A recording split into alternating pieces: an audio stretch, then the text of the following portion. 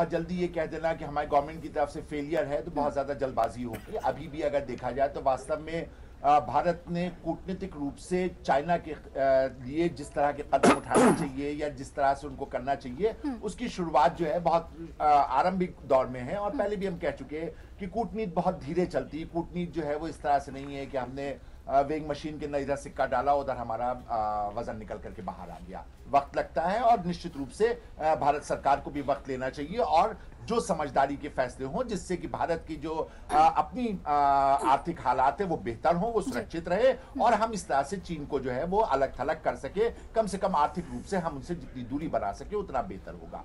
लेकिन अभिलाषा ये इतना बहुत आसान नहीं है। ऐसी चीजें हमारे हमसे पूर्व वक्ताओं ने कहा था, तो इसमें हम थोड़े से करेक्शंस कर दे। देखिए, एक बात तो हम ये बताना चाहते हैं कि आईटी सेक्टर में हम चीन पे बिल्कुल डिपेंडेंट नहीं है।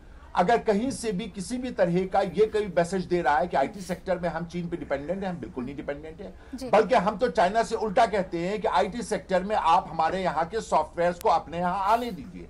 हम जो है वो अपने सॉफ्टवेयर आपके यहाँ बेचना चाहते हैं लेकिन आप हमको नहीं बेचने देते हैं। हम जो है फार्मास्यूटिकल सेंटर्स उसमें सेक्टर में मेडिसिन को उनके यहाँ बेचना चाहते हैं लेकिन वो नहीं बेचने देते हैं। अब आ जाते हैं कि चीन के जो यहाँ के पर बहिष्कार किया जा रहा है। देखिए, इस आर्टिकल में जो इतनी बातें लिखी गई हैं और ये कहा गया है कि इन छोटी छोटी चीजों के बहिष्कार से चाइना के पर कोई बहुत ज्यादा फर्क नहीं पड़ता है, तो शायद चाइना कहीं ना कहीं इस चीज को लेकर के बहुत अच्छी तरह से जानता है कि स्टील और फर्टिलाइजर जैसी चीजों के ऊपर हम चाइना से अच्छी बड़ी मात्रा में उसको आयातित करते हैं। और स्टील के आयात को लेकर के हम लोग बहुत अच्छी तरह से जानते हैं कि जो गुजरात में सरदार पटेल की जो मूर्ति बन रही है उसमें आज की भी तारीख में हम चाइना से ही सामान को लेकर के उसको बनाने की कोशिश कर रहे हैं। तो वो ये चीज देख रहे हैं कि सरकार जो है वो अभी भी चाइना के खिलाफ किसी तरह के कोई कदम नहीं उठा रही है। हाँ, ये जरूर है कि जो देश की जनता है वो देश की जनता जो है वो भावनात्मक रूप से अपने देश से जुड़े होने के कारण इस तरह के काम कर रही है। और ये बात अपने आप में बिल्कुल सही है। ये सवाल मैंने नरेंद्र जी के लिए रखा था, आपने वो